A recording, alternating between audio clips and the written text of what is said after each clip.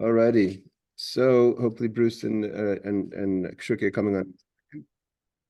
Hello, Ariel the second. Okay, we're on page Ein Ches Amud Aleph. That's 78 in the article. It's 78A2. So Real just quick before we start, Rabbi, in Shul this Shabbat, I was flipping through the commentary because some of what was in the parsha seemed similar to what we were doing. exactly. And the parsha last week, there's a lot that has to do with what we've been learning, Mhm. actually. And I just thought it was very interesting because there was the part that I was looking at. The page number is 79A, which is the next page we're on, basically. So That's I just right. thought it was very interesting that I happened to be looking into the commentary on Shabbat and noticed that, oh, hey, we're going to be learning this in a week or two. Yes. It's true. This is mamish the sugya. I mean, not now we already moved on to truma, but last week's Parshas Mishpatim, a lot of the laws that we learned about in last week's Torah parsha is connected to the laws that we're learning now.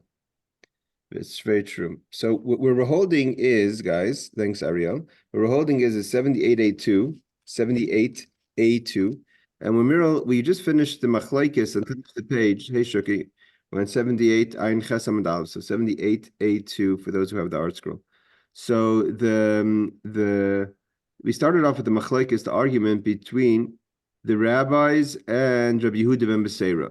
The question is that if 10 people hit a person, and the rabbis say whether it's one after the next or together, and he dies from the blows of the 10 people. The rabbi says they're pater, meaning they don't get killed according to the bezdin, because you can't place the blame on a one person.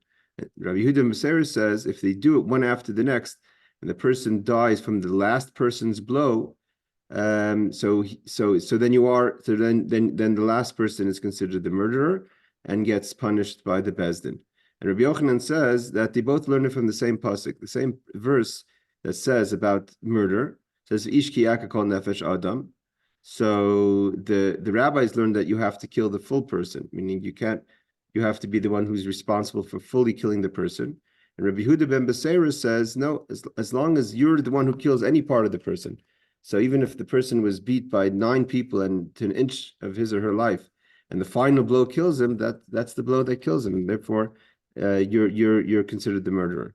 Now, Rava on that quotes, and this is what brings us back to our Gemara. Rava on that says that if you kill a treifah, again, a treifah is a person who, like Rashi says, is certainly going to die. He's halachically, you're missing organs, or your certain internal organs are exposed to the extent that there's no way you're going to survive. Now, it doesn't mean you're dying. We're going to learn. It doesn't mean you're going to die this second, but you're not. But you're no way you're going to survive the illness or what have you. The reason why you're considered a treifa. So in that case, Rava says everyone agrees that killing a treifa is like killing a dead person. The certainty is so certain that the person's going to die. So although of course you're not allowed to do it, but it's considered killing a dead person. Therefore, it's not an act of murder that's punishable by death by the Sanhedrin, by the Bezdin. If a person is a goses, it's deathly sick. Goses is a person is deathly sick, but not certain death. It can be very a very high level of probability of that the person's going to die, but it's not, the certainty is not there. But it's from God, meaning to say from an illness, something that wasn't brought on by another person. So there, the rabbi says. So Rabbi says everyone agrees that if you kill that person, that's considered murder, and the person, even if the person gives the final blow, that's murder. The argument between the rabbis and the rabbis and the rabbis and Rabbi Yehuda ben Besorah is only in the case if a person is a goses, mean very sick, about to die, but it was caused by people, like with the 10 people hit before. So if the 10 people hit before, 9 people hit before, so the rabbi said that's not the 10th person is not the murderer, because other people brought the person closer to death. But the Rabbi Yehuda ben Beseira says no, that's also considered a person who's that's also considered murder according to the Torah. So basically, what Rava teaches us is that in the argument between the rabbis and Rabbi Yehuda ben Besorah, is really on a case of a person that is a goses. He or she is dying or close to death, but brought on by other people.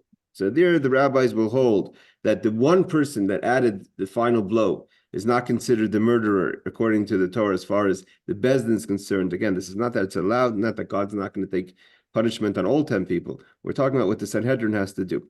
Okay, what the Bezdin has to do. So therefore, that's what we learned. That's what we basically learned last time. So then we quoted so he said that's what Rabbi says. So the question is that in the argument between the rabbis and Rabbi Yehuda and Messiah is how we judge a person who's brought the final blow is brought on after others bring the person. If that person is considered a treifah, like the rabbis, or that's considered the person is considered like similar to a person who is who's sick from God, and therefore the final blow is not is considered murder. Okay. Then we brought down a case that says we've just the final case that we said that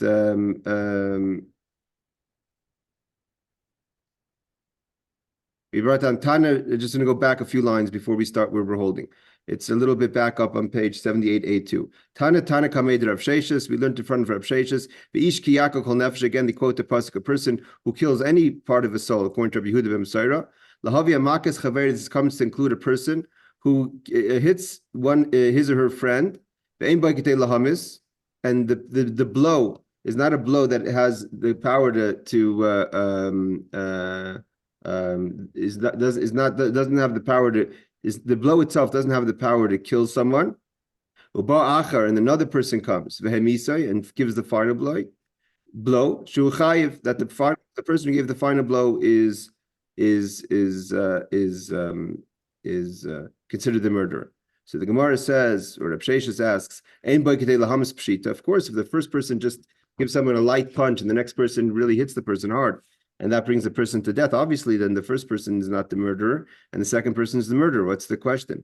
Even if the first blow was enough to kill someone, but didn't kill him, but the next person came and killed him, the next person, he or she is the one who's considered the murderer, and therefore, what is this? Who's this Mishnah? This Mishnah is according to Rabbi Yehuda ben Mesaira. Okay, so we have basically what we learned in last week's class is that everyone agrees a treifah, a person who's certainly going to die, 100%, certainly. It means they're missing parts of their body that they cannot survive, or they're parts of their body that are exposed that there's no way they're going to survive, and there's no medicine, so to say, to heal them. So therefore, that person is considered a dead person, and therefore, halachically, that person is not considered, it's not halachically murder. It means that Bezdin won't kill the person who won't kill the person who gives the final blow, even though it's obviously not allowed, then God will take his revenge one way or the other. Okay, now we're holding Amar Rava. Rava says, again, going back on what we said before, gets a treifah. If someone kills a person who's a treifah, again, a person who's certainly going to die, Potter, the Bezdin will not kill that person. It means even if you have warning, you have all the conditions that you shouldn't, that people say, don't kill the person. So that's not considered that's considered a treifah, and therefore he's pater or she's pater.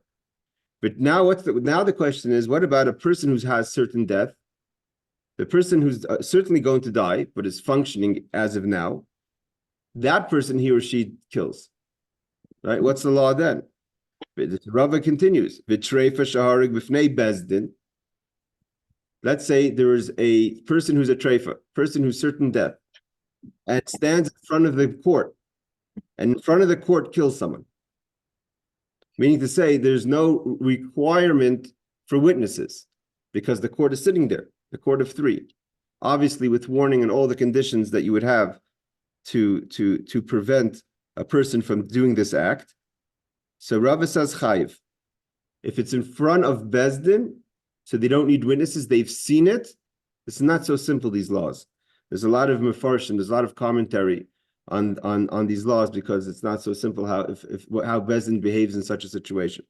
But Rava says in such a situation, the Bezdin would, with the proper warnings and conditions, even though the person's a treifah, the person's certainly going to die, the Bezdin will put this person to death. How about Shalai b'fnei Bezdin? who's a treifah who's not in front of the bezdin, right? The treifah is just in a regular scenario, and there's witnesses and all, but not the bezdin is not standing there. But treifah shaloi b'fnei bezdin pater. But if it's not in front of the bezdin, then even though the person that the treifah, the person who's certainly going to die, committed an act of murder, and the person who he or she killed is a regular person, the person who's healthy. So nevertheless, we don't put the person to death, the treifah to death. My time, why not? So the Gemara says like this: B'fnei bezdin my time, if the treifah himself or herself, the person who's certainly going to die, kills in front of the bezdin, why is it chayiv? Because the verse says that you have. There's a verse that says about. Hold on, I'm not sure who this. There's a verse that says that you have to uproot. You have to uproot evil from your midst, and the bezdin has that obligation, and they see a person committing an act of murder. So based on the verse that says that the Torah is commanding that we have to uproot. So therefore, that overrides the need of witnesses. I mean, even though traditionally the bezdin will only kill someone if there's witnesses to testify that there was an act of murder, but you don't have witnesses here. But we have the bezdin, which is in a sense better than the witnesses. The court themselves are watching a person committing an act of murder. So then we have a special verse that teaches us. In such a case, the bezdin has an obligation because they are the ones who are empowered to execute what the verse is telling us, and that is, you have to uproot evil from amongst you. But bezdin, what about if the person commits an act of murder not in front of the bezdin, and therefore you have to come on to witnesses? So the treifah kills someone. Why would that person the treifah not be killed? So what? The person's about to die, but you just murdered someone. So we have a loophole. And let me just say it outside first. We have the laws of Hazama. Laws of Hazama are that the Torah has, this is basically discussed, Ariel Green, this is something you learned last week in the Chumash, that we have the laws of a person, witnesses that testify. There's two types of way to refute witnesses. One is if another set of witnesses come and contradict them. So two people come and say this person killed, two people come and say the person didn't kill. So the bezdin has two sets of witnesses. One witnesses say the person committed an act of murder, and the other would say it's not true.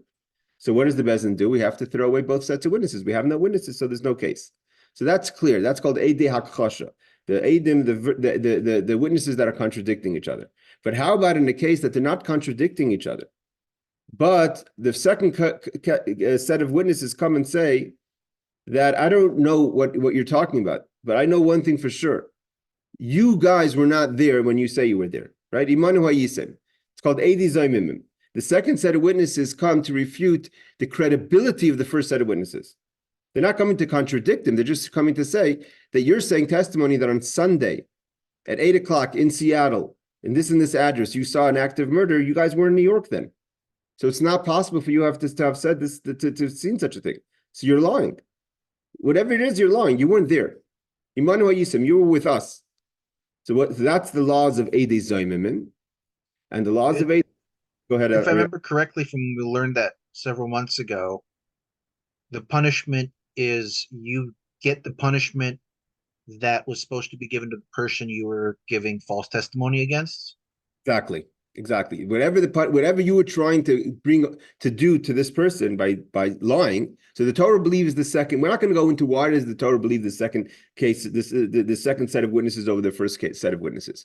But in such a case, where the Torah has a second set of witnesses that say, Imanu ha'yisem, you're with us, and therefore what you're saying is not possible to be true, anything they were trying to do, if they were trying to obligate the person to pay money, then they have to pay the money to the person, the victim, so to say. If they were trying to kill that person, he or she, with their testimony, then they get put to death.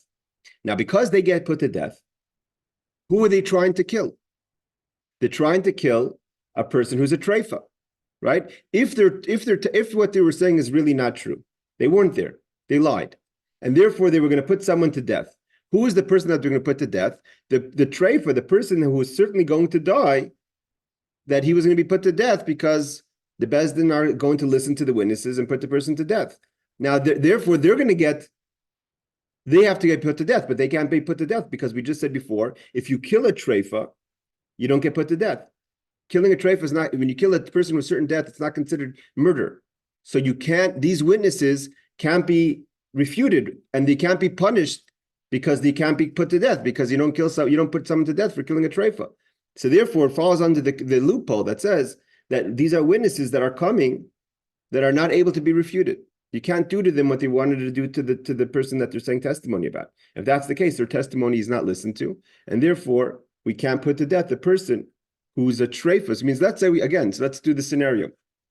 You have a person who has certain death, a treifah, who commits an act of murder, not in front of the bezdin, but in front of witnesses. The witnesses warn him, don't do it, or her, don't do it. They do it, he does it, or she does it anyways. They come to the bezdin and they say, listen, here's a person who did an act of murder. We warned them and told them not to do it. Now, it happens to be this person's a treifah. The person who committed the murder is about to die anyways. But right now, he killed someone or she killed someone. The bezdin are going to say, you're right. In theory, we should put this person to death. But the problem is that if you guys are lying, we can't put you to death because you're trying to kill someone who's already dead because it's a treifah. And therefore, under the loophole of witnesses that can't be refuted, the witnesses are not listened to, and therefore there's no testimony, and therefore there's no punishment. Therefore, the person who's a treifah doesn't get off scot-free. Again, God will deal with it. But the bezdin can't put the person to death. So let's see it inside. Rabbi, So, as a question, just another one of these like reminders from like months and years ago of when we first started out with all of this. The Idazamima cannot that's the person who comes to say, I have evidence contrary to a witness, right? That's Eidi Akasha. That's arguing. That's contradicting. The Eidi Hazama is just saying that the witnesses cannot have said what they cannot have seen what they said they've seen because they weren't there. Right. But that has to be a person. Is that allowed to be the defendant? What do you mean? Like, is that someone has to be able to provide evidence or speak to that, right? Like a A witness second, has to say, like, I a saw second. you in New York, you couldn't be in Seattle, but could something disqualify a witness's testimony from the basis of of the defendant? No, a second set of witnesses have to come and refute the first set of witnesses. I mean, It has to be a whole set. yeah, it has to be a second whole set, and it continues to go. It keeps on going further and further. If the second set of witnesses, a third set comes and says, "Well, you're saying that this person wasn't there. You guys were definitely not there." It keeps on going. So whoever the last person holding the hat is the one who gets punished. So it continues. That means if let's say there's three sets of witnesses. So you have the first set that says the person killed. The second set says you weren't there. The third set says you guys weren't there. So therefore, the second set's refuted. So they get killed. The second set gets killed because they were trying to kill the first set. And the first set of witnesses get off, and the defendant, the person that they said testimony, also gets killed because he acted and he committed the murder. So it continues to go. The Eidi Zayimim is a very complex. Basically, as long as there's a set of witnesses that the rabbis believe that they say Manu Hayisim, you were with us somewhere else. We believe the second set of witnesses. Again, this is mainly the subject of Eid Zaymim is mainly a subject in Masechtas Makos, but he's bringing it here to say that the reason why, if the murderer is a treifah and there is witnesses, and there's no second set of witnesses. There's only one set of witnesses that says this person committed murder, and the witnesses are saying that there's nothing about the witnesses that we shouldn't believe them. The courts examine them, question them, all the laws that we learned in the beginning of how you question and examine witnesses. And it came out to be true. We still wouldn't kill the person who committed murder because that person is a treifah. That person is considered a person with certain death. And therefore the witnesses have nothing to lose by their testimony. Because even if another set of witnesses come and refute them and say Iman Yisem, they wouldn't get killed. Because they were trying to kill a person of certain death, and trying to kill a person of certain death, a treifah, is not considered an act of murder. You don't get put to death, and because of that, their testimony is disqualified. So therefore, he says,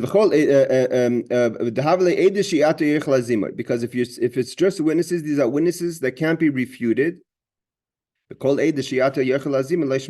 not considered witnesses. So the witnesses are disqualified in a loophole, because the person that they're saying testimony against is a treif, a certain death, and therefore the consequences, had they been lying, doesn't exist, because they wouldn't get punished for lying because they were trying to hurt a person that has certain death, and therefore their testimony is not considered. Therefore, there's nothing the Bezdin could do. And like Rashi says, the only reason why if you do it in front of the court, does the rabbis, does the court have a way to act? Because like Rashi says, the court saw them killed, so we don't need witnesses. And he killed, and so he's a person that killed. The person who kills, the act of murder happened. But the loophole is they're not vulnerable to the loophole because they don't need witnesses. They've seen it. Now, it's not so simple because traditionally in Torah we say, Ein eid nasa dayan. A judge can't be a witness.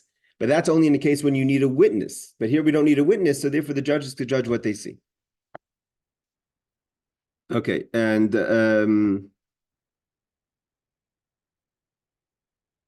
now there's another case. What about acts of rape?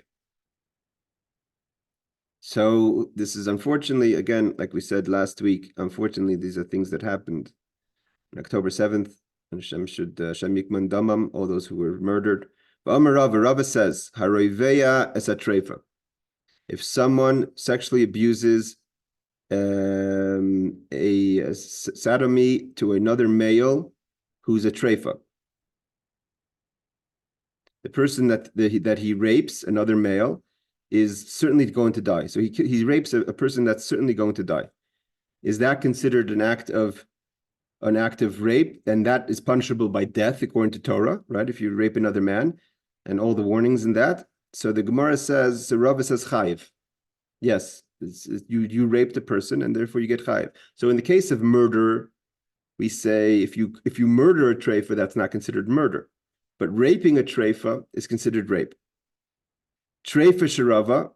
What about a treifah? The reverse situation. The person who's certainly going to die rapes another person, another man, in front of the Bezdin. Bezdin watches it. Chayiv. So the rapist, which even though the person who's a rapist is going to have a certain death, like we said before, it's chayiv. Why? Because it's the Bezdin saw, like we said before, ba'arta rab b'kirbecha. Shalai b'fnei Bezdin. What happens if a person who's a treifah, who's certain death, rapes another man, and not in front of witnesses, not in front of the Bezdin? Pater. Is then it's not we can't kill the person. Why? Same problem. B'fnei Bezdin, the reason in front of Bezdin, it's because he committed an act of rape, which is forbidden according to Torah, and therefore chayiv dechsiva v'arta hara mikibecha. You have to uproot evil from amongst you. But shaloi b'fnei Bezdin pater. If it wasn't done before Bezdin, only the witnesses saw. And because again, same problem. What would happen? The witnesses have to be able to be refuted. But what were they trying to do? To kill the person who raped another man. Doesn't have to be rape. It could be even consensual. But we're talking. Let's just leave it at that in such a case. So it comes to the case where because the reason why I'm saying that is because we're not discussing the other person. So the Havle Eid Lazima, this is a kind of testimony that can't be refuted, because if the witnesses were lying about the rape, they wouldn't be put to death because they were trying to kill a person who's a treifah. So now the Gemara says, why do we need both cases? Why does Rava have to teach us both these cases? So Hasu Lamali, why do we need the second case? It's the same case, it's the same principle. That someone who does an act that the Bezdin should kill them for it in front of the Bezdin, though, because we have the verse that says you have to uproot evil from amongst you. So the Bezdin could do it, you don't need the witnesses. But in the case where you need witnesses, it's not done in front of the Bezdin, the witnesses can't be we don't listen, we can't kill the person because the witnesses can't be refuted, because they're trying to put to death a person who's a treif, who's certain death, and putting to death the person, and if even if they were found to be lying, they wouldn't be killed because the person that they would have been trying to kill is a person that has certain death. And the law is killing a person who's a treif is not killing, is not murder. So why do we have to bring both cases? Sulamli, Hainu Hach, it's the same case, the same rules that we're learning. Sorry, we're on page 78A3. So he says, Haroy vesa treif itzrachale. The difference is in the one case. The first case, we said if you kill a treifah, you murder a treifah, you don't get, it's not considered murder. But if you rape a treifah, right, a person's about to die, and you rape that person who's about to die, that is considered rape, and you get put to death for that. Why? Ma'oditem, I would have thought, lahava the mishamish mace. Maybe it's like you sleep, you raped or you abused a dead person. Potter. And as that's not considered rape. If a person, God forbid, is to rape a dead corpse, that's not considered rape. So maybe if you rape a person that's certainly going to die, it's also not considered rape. Kamash Milan, so the Gemara says no. It's different. See, there's a fundamental difference here. In the case of murder, what happened is you murdered someone. You committed an act that murdered someone. Again, we're not going to go into what we learned the past few weeks about grama, that a cause, and it's not direct murder. But what happened fundamentally over here is you murdered someone. And in the case of a treifah, you murdered someone who's already going to die. So then there's no act of murder because there's certain death. But in the case of rape, it's not as much as about the person that you raped. It's about that you did it. You slept with another man. And because of that, it says, and the person's still alive. It's all about the pleasure, and you had the pleasure. So you had the pleasure, even if the person is a treifah, and therefore the person who rapes a treifah, a person of certain death, when the person's a corpse, it's not considered rape, because even though what's the difference? If you're saying that I raped, it should be the same thing. If it's about me, what's the difference if the person's alive or not? So Rashi says there's the difference, because the corpse is cold and a treifah is still warm. And therefore, when it comes to evaluating the pleasure, there's a pleasure in a treifah, not in a corpse. So he says, why? The mishum dahanohu, it's all about the pleasure. Vaisla on this pleasure. Okay. So again, Rashi goes in to explain that the difference is between the chamimus, the body's still warm. If the body's still warm, then that's considered rape, and therefore you get put to death. And it's disregarding to the fact if the person's about to die. Okay, so that's basically Rava's few halachas that we learned. Now we're going to go to one more case. Like I said, the laws of refuting witnesses keeps on going. Means you could have a case hypothetically of hundreds of sets of witnesses that keep on refuting the next the witnesses beyond them. So if you have a witness, set witness number 1 says the person acted murder. Set witness number 2 says you weren't there, so you couldn't have seen what you said you've seen. Set number 3 says to set number 2, you weren't there, so therefore what you said about the first set isn't true. So therefore the second set is lying. They're trying to kill the first set, and they get killed, and the defendant gets killed because the first set of witnesses stand. So therefore they testified about murder. Comes a fourth case and a fourth set and says the third set is lying. So therefore the second set wasn't lying. So therefore the first set has to be put to death, and the person who they testified about doesn't get put to death. It keeps on growing. So they could keep on, as long as you're trying to kill someone with your testimony, you get killed. And if we find out that you're lying, so you get killed. That's how it keeps on going back. So now I know this may be hard to follow, but these are the laws. Amar Rava says, Rava says, Eidim sha'idu b'treifa v'huzmu ein hargen, like we said before. If witnesses testify about a person who's a treifah, a person who's certain death, and they get refuted, means imanu yisam, they don't get killed. Now the Gemara's question is, we just said before that we don't listen to witnesses that testify about a person of certain death. So what scenario would it be that there's witnesses that testified and the Bezdin listened to them about a person who's certain death? We just said if you say testimony of a person of certain death, we don't listen to the testimony because you can't be refuted. So the Mefarshim, the commentaries answer that let's say the Bezdin didn't know this person was a treifah. Not every time a person's a certain death does the Bezdin know that that's the case. Only after they already sentenced, they find out that the person was a treifah. And now comes a second set of witnesses and says that the witnesses were lying. So then it turns out that they were trying to kill someone that was going to die anyways, because that person was a treifah, was sick to the point of death. And therefore, he says, even if after the testimony, for whatever reason, the Bezdin accepted the testimony, we find out that the person that they were testifying against was a treifah, was a person that was certainly going to die, and then we find out that they were lying, v'huzmu, they were refuted. So at the end of the day, still ein hargim, we don't kill them. But now comes the catch case. What about a de treifah? So you have a person, a healthy person who murders another healthy person. But the witnesses are people that are a certain death. The witnesses themselves are people that are treifah. So they're saying testimony that there was an active murder. So that's okay, right? They're saying testimony of what happened.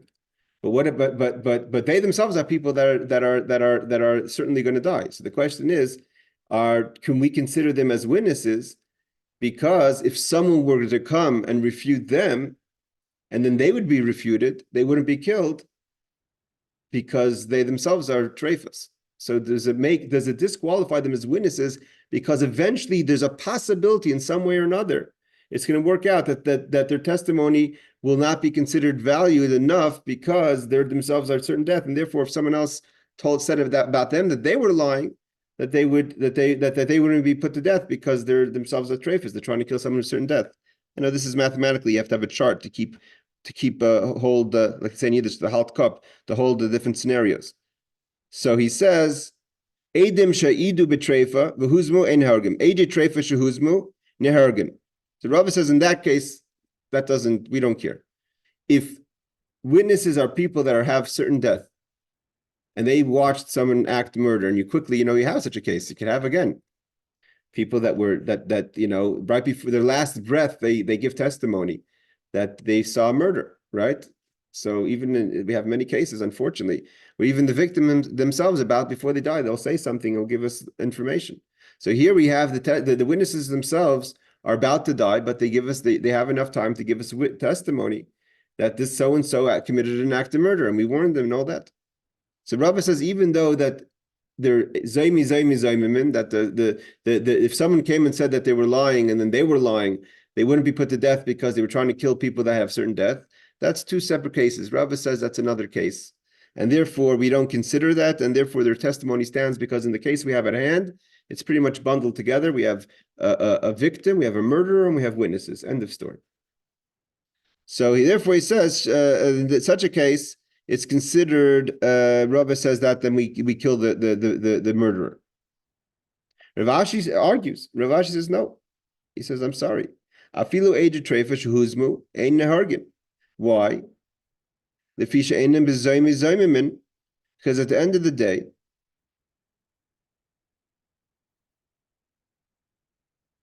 hold on a second.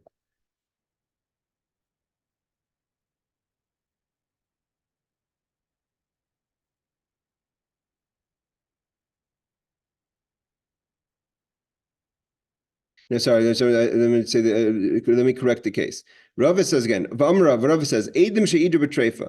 If witnesses say testimony of a person that's a treifah is about to die, and the witnesses themselves are refuted, they don't get killed because they were trying to say testimony about a person. They said testimony, even if it was listened to by mistake, whatever the reason was, that the Beis Din considered their testimony. They didn't know the person's about to die. Now they do. So they find out to be lying. They were refuted. So you can't kill them because they were trying to kill a dead person. But if the eidei treifah shehuzmu, if the witnesses themselves are treifos, they're about to die, and they say testimony about a person who committed an act of murder, but they themselves turn out to be lying, nehargim, we still kill the witnesses, even though they themselves wouldn't be able to be refuted, or if they were refuted, the person wouldn't get killed about them, because they are right now people that even if they're about to die, they said testimony about a person that they lied, and therefore they get put to death.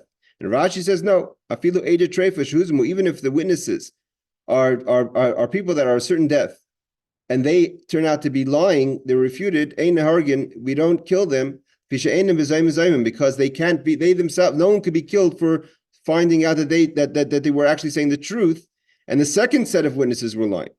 Okay, so it's an argument between Rav Ashi and Rava. How far do we go back? Let's continue. If anyone has any questions, this is the time. We're going to continue. Now we have one more case. This is again, Ariel, what you spoke about, that you saw last week in the parsha. For Amar Rava, now the case like this. What about, we learned in last week's parsha that a person who owns animals and the animals don't commit murder, what level of responsibility does the owner have, and what do we do to the animal that commits an act of killing, right? A ox that gores and kills another human being. What do we do with that ox? So the law is you kill the ox, because had his owner done that with the right testimony, the owner would be killed. So it's the owner's property, and therefore the ox gets put to death. Rav says, shor treifah. But what happens if the ox that gores a person to death, is an ox himself that's about to die? It's a treifah. A treifah means that's when you walk into the store and you say this animal's treif. The word treif doesn't mean that it wasn't slaughtered. The actual word treif about food means that the animal that was slaughtered even halachically, prepared halachically for kosher food, is not a live animal, meaning it's certainly going to die. If we find there's growths inside the animal, right? What does it mean glatt kosher? Right? When you walk into a store and says, is this glatt kosher? The word glatt is Yiddish, which means that the lungs are clear. If the lungs have growths on it, which means the lungs are punctured, and there's no way that this animal is going to survive. So some people consider that to be enough treif. And there's other kind of things that the animal has. The word treif actually means, if for instance, a lion comes and rips out rips apart a cow, but right before the cow dies, a shochet comes and slaughters it. Could you eat that meat? No, that's called treif. That's what a treif means. Treif doesn't mean that that you go to the supermarket and find kosher meat that's cow meat that wasn't prepared with a shochet, with a slaughterer. It means the animal itself wasn't a healthy animal, would not have survived. So he says, what happens if this animal, same animal, it's not a question of you're going to eat it. The question is if the animal commits murder, kills another person, and it has an owner. So a ox that is about to die kills a person. Treifah, or an ox of a person who the ox's owner is a treifah. Shaharag, in both cases, pater. We don't kill the ox. My time, because we have a verse. And the verse teaches us, top of page 78A4, we're just going to get to the Mishnah. The verse teaches us, Amr Kra Shah Yisakel, the Gamba Olav Yumais. The verse says, like we learned last week in the Parsha, that the ox gets stoned, and in the case where the owner is responsible, the owner also has to be put to death. But therefore, we connect the owner to the ox. Kol hecha de Krinibay v'gam ba'olav yumas Krinibay ashar yisakal. The only time we put the ox to death is in a case where the owner would be put to death. And we also compare the situation, the laws. So in both cases, if the owner was as sick as the ox, the owner wouldn't be put to death, so too the ox doesn't get put to death. And so too, if the owner itself wouldn't be put to death, so the ox also doesn't get put to death. So as long as the owner wouldn't be put to death, too, the animal doesn't get put to death. Ravashi says even more. Afilu short treifah nami shaharek pater. Hold on. Sorry. I skipped a line. Rava says a short treifah shaharek chayiv. If the shor itself is a treifah, then we put the ox to death. The shor shel adam treifah, but if the ox is a person is owned by a person that's about to death, and it kills someone, we don't put the ox to death. Why? Because only in the case where the owner would be put to death, would the ox get put to death. And therefore, if the owner is deathly sick, then we don't kill the ox. But if the ox himself is deathly sick, then according to Rava, we do kill the ox. Ravashi says, no, I feel the short treifah, nami shaharik pater, even if the ox is deathly sick, we don't kill it. Why? Because he also says, my time I called the ilu ba'alam have pater shar nami pater. Because Ravashi says inclusive. That as long as any scenario the owner wouldn't be put to death, and if he was like as sick as the ox, therefore the ox also doesn't get put to death. Okay, so another argument. Let's just do the last final case. This is the case, the end of the Mishnah. We had a machlokes about the responsibility a person has for what is considered grum, what is considered active murder, and what is considered cause of murder. So if you tell a dog, if you shoo a dog to go kill someone, even though it's not allowed, and God will punish you for it, but the Bezdin will not. Shisa b'is hakelev, if you send a dog to kill someone, right? You have a dog and you say go kill someone. So you don't get put to death for that because you only caused the dog. The dog did the killing. Ravacha bar Yaakov, Ravacha the son of Yaakov says, Kishatim Tzalaim el div Rabbi Yehuda. And so where was an argument? The argument was, what happens if you take a snake and you hold the snake in your hand and you put the snake's teeth on a person and the snake bites and puts venom into the person and the person dies from this poison. So Rabbi Yehuda says in such a case that's considered murder. Why? The rabbis disagree with him. So Omer Rav Acha b'Yaakov, Kishatimsa Loimer, Rabbi Yehuda Ores Nachash Ben Shinav Hu Oimed Lefikach Machish B'Sayiv V'Nachash Pater. Rabbi Yehuda holds that the poison, the venom, is not in control of the snake. The venom is in the teeth of the snake. So if you take the snake and put it on an arm of a person, so you're considered, it's like Rashi says, as if it's no different than stabbing the person, because it's if you're putting poison into someone's body, that's considered an act of murder. That's Rabbi Yehuda's opinion. That's what Rabbi Yehuda says. That's active murder, and therefore the person who does that, he gets killed. But the nachash, we don't do anything to the snake. The snake didn't do anything. The divrei chacham, what the rabbis hold, aris nachash me'atzmehu meiki. The venom is by choice. The snake has to spit it into the person. And yes, you put the snake on the person, but the snake himself was the one who put the venom in. You kill the snake, because the snake is like any animal that kills, you kill it. But the person who put the snake on the person, even though he's holding the snake or she's holding the snake, it's pater. Okay? Because that's the din of grama that we learned before, that grama is not chayiv. I'm not going to go further, guys. We finished the technical Gemara. Next is a new Mishnah. We'll stop here a little early today. So we finally finished the sugya. We're going to continue a little bit with the laws of murder. I think we continue the laws of murder into the end of Elu and Israfim. Right, everyone. Laila Tov, take care, be safe. Good night, Rabbi. Thank you. Welcome. Take care. Tov, Rabbi. Laila Tov, take care.